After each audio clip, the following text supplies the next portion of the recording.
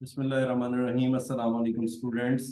Programming for बिजनर series का आज बड़ा डिफरेंट सा एपिसोड है जिसमें हम हैकर रैंक का आपको कोई टास्क नहीं शेयर करेंगे, हम कोई प्रैक्टिस टास्क नहीं डिस्कस करेंगे, बल्कि इसके अंदर हम टिक टैक टो गेम बनाने जा रहे हैं जिसके अंदर मैं पिछले कॉन्सेप्ट जो है वो यूज़ कर रहा हूँ फंक्शंस के, उसके अलावा 2D लिस्ट के, इनपुट्स, वैलिडेशन के और इस तरह के बहुत सारे रूल्स, सारी चीज़ें जो है वो यूज होने जा रही हैं। और मैं आपको गाइड करूंगा, मैं कोई से छोड़ नहीं दूंगा। आई वांट कि मैं आपको जो है ना वो क्या कहते हैं आपको ये अंडरस्टैंडिंग दूं और फिर आप इसको खुद डेवलप करें और फिर अगले किसी लेक्चर में मैं इंशाल्लाह इसको सोल्यूशन भी आपके साथ डिस्कस कर लूंगा। लेकिन इसमें आपकी लर्निंग बहुत ज़्यादा होगी अगर आप इसको एक दफ़ा जो है ना वो फुल ट्राई देंगे। ठीक है, तो स्टार्ट करते हैं। अच्छा, प्रीवियस लेक्चर में हमने 2D लिस्ट के ऊपर बात की, क्या होती है, क्रिएट कैसे करते हैं, एक्सेस कैसे करते हैं, उसके साथ कौन से लूप चलते हैं, फिर ये हैकर रैंक का कॉन्टेस्ट था। ठीक है, तो अब आ जाते हैं टिक टैक टो गेम पे। ठीक है, टिक टैक टो गेम्स आज मैंने चैट जीपीटी की बजाय विकीपीडिया से जो है वो उठाया है, तो साथ मैंने मेंशन कर दिया है। ठीक है, ये 1-0 या क्रिस क्रॉस और पता नहीं मुख्तलिफ नामों से गेम खेली जाती है। मैंने इसके बहुत सारे ये आपको वो भी दिखा दिए हैं, व्यूज आपको यकीन समझ आ गई होगी। और ये वो गेम है शो के हर जो है ना वो बंदा बचपन में कभी ना कभी जरूर खेलता है, बल्कि बड़े होकर भी अगर टाइम ना गुजर रहा हो तो अक्सर लोग जो है वो इस तरह की चीजें शुरू कर देते हैं, कहीं सफर वगैरह पे गए होते हैं तो वहां पे शुरू कर देते हैं। तो ये गेम जो है ये आप आसानी से जो है वो डेवलप कर सकते हैं और इसमें इम्प्रोवाइजेशन कर सकते हैं, इसमें कंप्यूटर प्लेयर ऐड कर सकते हैं। अभी हम ये नहीं कर रहे, अभी हम इसको आपको एक सिंपलर जो है ना वो चीजें देंगे जिसकी मदद से आप जो है ना वो ये इस तरह की कोई ग्राफिक्स नहीं आपने यूज करनी या कोई आपने लाइनें नहीं लगानी, बल्कि आप बड़ी आसानी के साथ जो है ना बोर्ड एक 1 2 3 का यूज करते हुए बनाएंगे, वो मैं आपको भी बताता हूँ। टिक टैक टो जो है वो बेसिकली बोर्ड गेम्स में आती है। अगर हम डिजिटली बात करें तो इसके अंदर जो है ना वो एक बोर्ड होता है जिसके ऊपर 9 सेल बने होते हैं। ठीक है, तो हम जो है ना वो 9 सेल्स को 1 2 3 4 5 6 7 8 9 से डेजिग्नेट कर लेते हैं ताकि इनपुट वगैरह आसानी रहे। क्योंकि जब तो इंटरेक्टिव गेम बनाएंगे उसमें कोई क्लिक करेंगे जाके सेल पे, वो चीजें अभी नहीं हम करने जा रहे।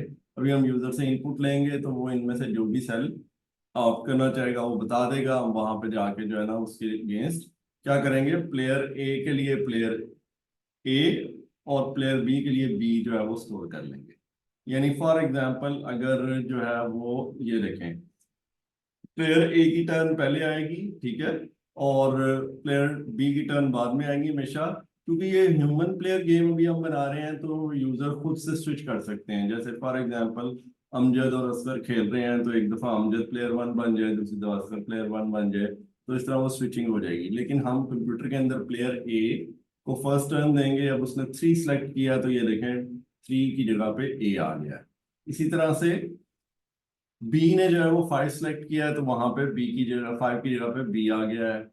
फिर दोबारा प्लेयर ए की बारी आई है और जाहिर है गेम जीतने के लिए खेली जाती है, तो वो जीतने की कोशिश कर रहा है। उसने 6 सेल को जो है वो लगाया ताकि वो 3 6 और 9 पे अपनी जो है वो विनिंग की तरफ जा सके।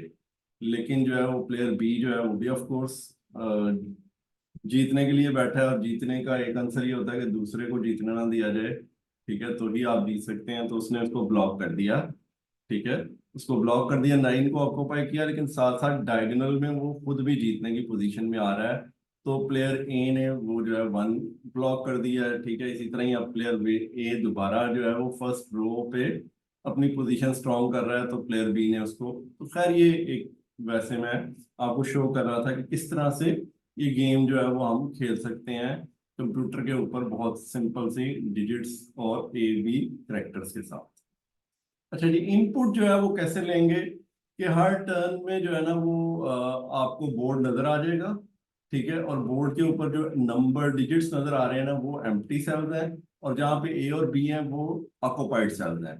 तो आपको जो एम्प्टी सेल्स नजर आ रहे होंगे, जैसे यहाँ पे अगर मैं वापस आया हूँ तो देखें, तो ये जो आखिरी आखिरी आप राइट कॉर्नर देखें तो इसमें क्या चीजें अवेलेबल है, 4 अवेलेबल है, 7 अवेलेबल है और 8 अवेलेबल है। इससे पीछे अगर हम आते हैं तो 2 4 7 अवेलेबल था और 8 भी। ठीक है, तो इसी तरह से जो जो सेल अवेलेबल है आप वो उसको इनपुट दे सकते हैं। सिस्टम चेक करेगा कि वो वैलिड है कि नहीं है जो आपने इनपुट दी है। ठीक है, दो मसाइल आते हैं। एक होता है कि यूजर समटाइम्स जो है ना वो जल्दी में कीबोर्ड के ऊपर की प्रेस करता है, वो की कोई और चली जाती है। ठीक है, तो वो एंट्री नहीं हो सकती।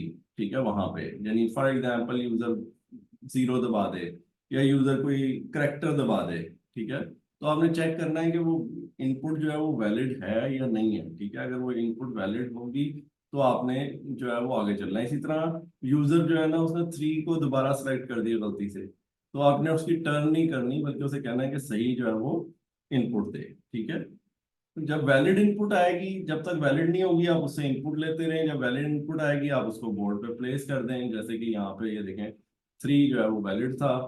ठीक है, और फिर इसी तरह से जो है वो अगली दफा सेल 3 दोबारा दिया तो उसने कहा इनवैलिड, फिर उसने 0 दिया उसने कहा इनवैलिड, फिर उसने कहा 5 तो उसने कहा ओके वैलिड है, और उसको उसने प्लेस करवा दिया। अच्छा, ये टर्न्स जो है वो ये 2 प्लेयर गेम होती है और इसमें टर्न जो है 1 बाय 1 आती जाती है। ठीक है, कोई ऐसी बात नहीं है कि ये प्लेयर ए की दोबारा टर्न आ रही है, वो बी की 2 दफा टर्न आ रही है। प्लेयर ए के बाद बी, बी के बाद ए के बाद बी, इस तरह से ये मूव करते जाएंगे। ठीक है, तो वो हम एक वेरिएबल लेके उसमें स्टोर कर सकते हैं ए, और अगर जो है अगली दफा चेक कर लेंगे लूप के अंदर, अगर ए है तो उसको बी कर देंगे, अगर बी है तो ए कर देंगे। तो इस तरह टर्न्स चेंज होती रहेंगी। इससे हमें पता चलेगा अगर जब भी कोई प्लेयर विन करेगा तो हम बता सकेंगे कि इस वक्त प्लेयर ए था और वो विन कर गया है, या प्लेयर बी था और वो विन कर गया। अच्छा जी, विन किस तरह चेक करेंगे? ठीक है, विन ज़ाहिर है गेम जो है वो जीतने के लिए खेली जाती है, पहले भी मैंने कहा। ठीक है, तो इसमें आपको 3 कंसेक्टिव सेल जो है वो सिक्योर करने होते हैं। या एक रो में, किसी भी रो में आप कर लें, रो 1 रो 2 रो 3, या किसी भी कॉलम 1 कॉलम 2 कॉलम 3 को कर लें, या किसी दो डायगोनल्स में से किसी 2 डायगोनल्स को ऑक्यूपाई कर लें। तो जो भी आप में से प्लेयर ए और प्लेयर बी में से जो भी पहले कोई भी किसी को भी कर लेगा वहीं पे गेम स्टॉप हो जाएगी। इसमें ये नहीं होता कि आप ने इतने पॉइंट्स कर लिए हैं या दूसरे ने इतने पॉइंट्स कर लिए हैं, बस आपने प्लेयर गेम जीतनी है। ठीक है, तो क्योंकि बोर्ड बहुत छोटा सा है तो इसके ऊपर 8 चेक्स हैं, 3 रोज के, 3 कॉलम्स के और 2 डायगोनल्स के। कुछ इस तरह के चेक आप लगा सकते हैं। एक्स यहाँ पे मैंने लिया है। ठीक है, आप बोर्ड को किसी भी वेरिएबल से रिप्रेजेंट कर सकते हैं। तो ये देखें 0 0 0 1 0 2 ये पहली रो है। ठीक है, इसी तरह ही 0 0 1 0 2 0 ये पहला कॉलम है। तो आप ये जो अगर पिछली वाली ये पहले दोबारा देखें तो इसमें 0 0 0 जो शुरू में आ रहे हैं कॉमन है, ये पहली रो को शो कर रहा है। अगर आप इसके जीरोस को 1 से रिप्लेस कर दें तो दूसरी रो आ जाएगी, जीरोस को 2 से रिप्लेस कर दें तो तीसरी रो आ जाएगी। इसी तरह कॉलम के केस में भी होगा। और इसी तरह से ये आप 2 डायगोनल्स को चेक कर सकते हैं। तो ये 8 चेक जो है वो विनिंग के लिए रिक्वायर्ड होंगे। अच्छा जी, फिनिश कैसे होगी गेम? अगर कोई जीतता नहीं है तो फिर कैसे फिनिश होगी? ठीक है, तो उसके लिए हम क्या कर सकते हैं कि उसके लिए हम जब तक 9 सेल्स जो है वो ऑक्युपाइड नहीं हो जाते तब तक गेम चलती रहनी है। तो हम उसके लिए एक वेरिएबल ले सकते हैं काउंट का, जिसको हम इनिशियलाइज 0 या 1 से करके और चेक कर सकते हैं कि वो 9 तक पहुंचा या 9 से बड़ा हो गया है, तो वहां तक गेम जो है वो चल सकती है।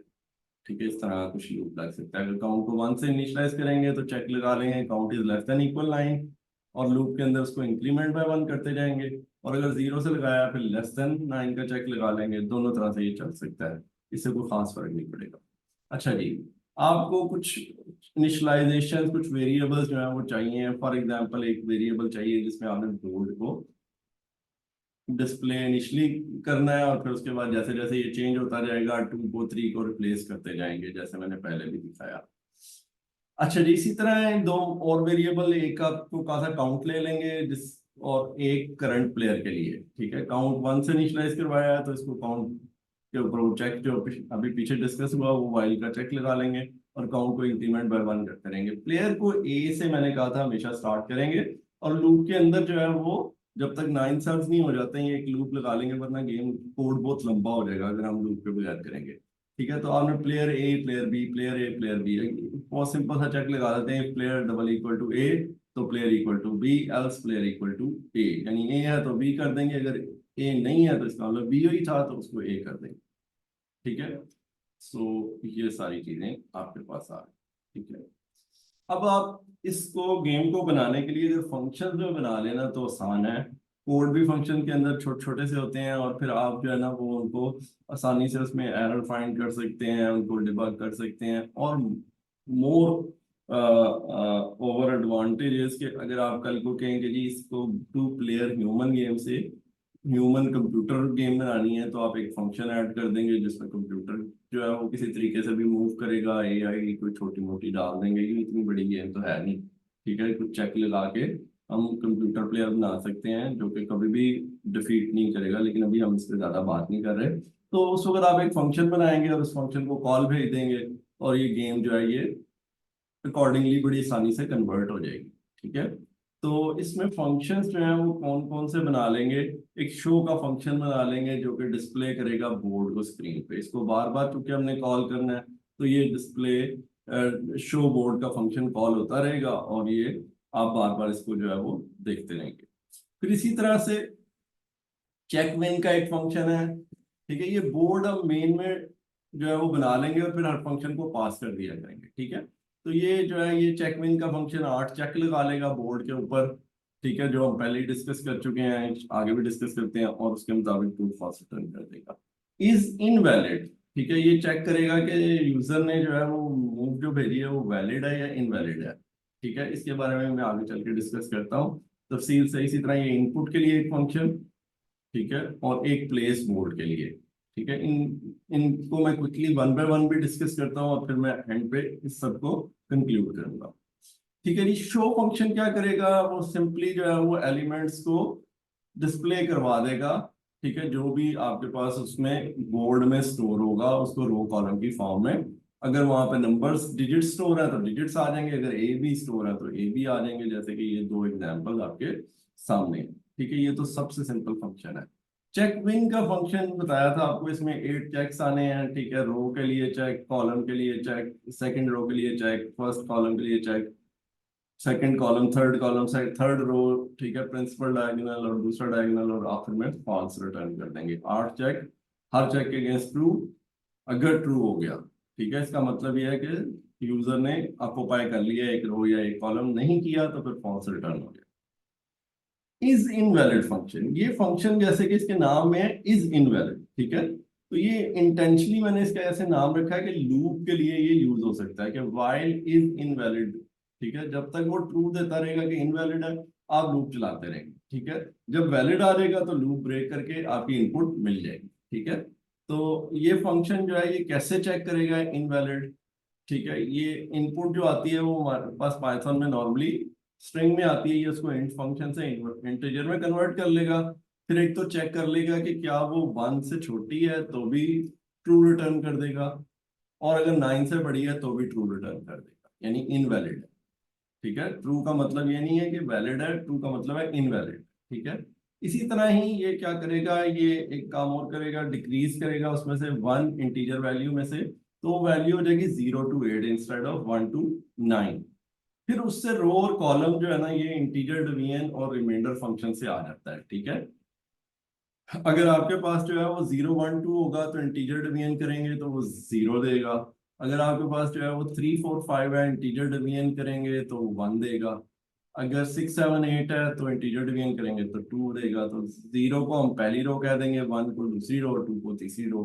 इसी तरह रिमाइंडर जब लेंगे तो वो भी उसी तरह 0 3 6, 0 3 6 इसको पहला कॉलम कह देगा, 1 4 7 को दूसरा कॉलम कह देगा, 2 5 8 को तीसरा कॉलम कह देगा। ठीक है, तो ये इस तरह से आप इसको रो कॉलम में कन्वर्ट करने के बाद आप बोर्ड को चेक कर सकते हैं कि अगर वहां पे ए या बी स्टोर है तो फिर भी वो इनवैलिड है, अगर वहां पे कुछ और स्टोर है तो फिर वो वैलिड है। ठीक है, सो इनपुट का फंक्शन जो है वो इस फंक्शन को यूज कर रहा होगा जो भी हमने डिस्कस किया। इनपुट का फंक्शन क्या करेगा, यूजर को कहेगा भाई इनपुट दो। जब वो इनपुट देगा उसको इनवैलिड के पास भेजेगा, अगर वो इनवैलिड कहता है जी इनवैलिड है तो फिर उसे कहेगा भाई तुमने गलत जो है वो इनपुट दी है, दोबारा इनपुट दो। ठीक है, तो वो दोबारा इनपुट देगा, अगर वो फिर इनवैलिड हुई फिर उसे इनपुट लेगा, जब तक वो यूजर वैलिड इनपुट नहीं देगा। अगरचे चांसेस बहुत ज्यादा नहीं होते, लेकिन हम क्योंकि इसको अफोर्ड नहीं कर सकते इनवैलिड इनपुट को ना, तो इसलिए जब तक वैलिड इनपुट नहीं आती तब तक उसे लेते रहेंगे, और जब वो वैलिड इनपुट देगा तो लूप को टर्मिनेट करके जो भी लास्ट मूव होगी उसको रिटर्न कर देंगे। फिर ये एक बहुत इंपॉर्टेंट फंक्शन है प्लेस मूव। जो वैलिड मूव आनी है ना उसको इसे पास कर देंगे, और इसको प्लेयर की टर्न भी बता देंगे कि भाई ये ए प्लेयर है या बी प्लेयर है। तो ये बोर्ड के अंदर जाके उसको स्टोर कर देगा। कैसे स्टोर कर देगा? उसी तरह ही सेल नंबर जो आया है यूजर से 1 3 2 3 4 5 6, उससे इसने रो कॉलम बनाने हैं जैसे पहले बनाए थे। ठीक है, ये उसमें से एक डिक्रीज, इसको इंटीजर में कन्वर्ट कर लेगा, उसमें से एक डिक्रीज कर लेगा, फिर रिमाइंडर और ये बना लेगा, और फिर ये दैट्स इट, ये फंक्शन बन गए। तो ये हमारे पास सारे फंक्शन हो गए। अब इसके बाद मेन कोड आ जाता है। मेन कोड जो है वो क्या करेगा, वेरिएबल्स को इनिशियलाइज करेगा और एक लूप स्टार्ट कर देगा जब तक काउंट लेस देन इक्वल 9 है। ठीक है, और आपने क्या करना है कि आपने सेल नंबर को, रोज और कॉलम को प्लेस करना है बोर्ड पे वैलिड इनपुट लेके। ठीक है, और आपने साथ साथ चेक करते जाना है कि आपके पास जो है वो विन लूज तो नहीं हो गया। यानी ये सूडो कोड मैंने यहाँ पे लिखा है, पहली लाइन तो कोड है लेकिन उसके बाद मैं सूडो फंक्शन कोड लिख रहा हूँ। आप इसको रिप्लेस कर लेंगे ताकि आपको अप्रोप्रिएटली फंक्शंस कॉलिंग आ जाए। हमने इस पे लेक्चर किया हुआ है। ठीक है, 2 3 लेक्चर्स किए हुए हैं। अगर आप कॉल करें तो फंक्शन को कैसे कॉल करते हैं, फंक्शन बनाते कैसे हैं, दोनों चीजें डिस्कस की हुई हैं। आज आपका इम्तिहान है एक तरह से, समझ लीजिए। ठीक है, तो आपने कॉल किया शो फंक्शन, इनपुट ली, इनपुट के अंदर से ही इनवैलिड को चेक किया हुआ है आपने, वैलिड इनपुट आ जाएगी तो ये फंक्शन रिटर्न हो जाएगा। आपने उसको बोर्ड पे प्लेस किया, फिर आपने विन चेक कर लिया। अगर तो विन हो गया है तो आपने एक तो कॉन्ग्रेचुलेशन करना है, ब्रेक करना है लूप को, और आपने बोर्ड को एक बार फिर दिखा देना है। क्योंकि ये यूजर अक्सर गलती कर जाते हैं बच्चे जो है ना, वो बनाते हुए कि वो आखिरी इनपुट जो है ना वो लेके विन चेक किया और यूजर को नजर तो आ नहीं रहा कि भाई विन कैसे हो गया, मुझे तो यहाँ पे नहीं नजर आ रहा। तो आपने बोर्ड को शो कर देना है। ठीक है, क्योंकि शो वो ऊपर तब हुआ था जब उसमें ये लास्ट मूव नहीं थी। ठीक है, अच्छा जी, अगर यूजर विन नहीं किया तो अब आप क्या करें, काउंट को इंक्रीमेंट करें, प्लेयर को स्विच करें, ए को बी में, बी को ए में। ठीक है, और फिर ये काम करते रहें। क्या काम करते रहें? फिर शो फंक्शन को कॉल करें, फिर इनपुट लें, फिर मूव करें, फिर विन को चेक करें और चलते रहें। ठीक है, जब लूप टर्मिनेट होगा तो दो चीजें हैं, या तो विनिंग की वजह से हुआ तो फिर काउंट आपका लेस देन 9 है, लेस देन इक्वल 9 है। ठीक है, और अगर वो जो है वैसे ही आपके पास काउंट की वजह से टर्मिनेट हुआ है तो फिर इसका मतलब है गेम ड्रॉ हो गई। तो एक दफा फिर बोर्ड को ड्रॉ कर दें, क्योंकि वो वाली जो शो फंक्शन था वो ऊपर था, तो इसको शो को कॉल करके और ड्रॉ का मैसेज दे। ठीक है,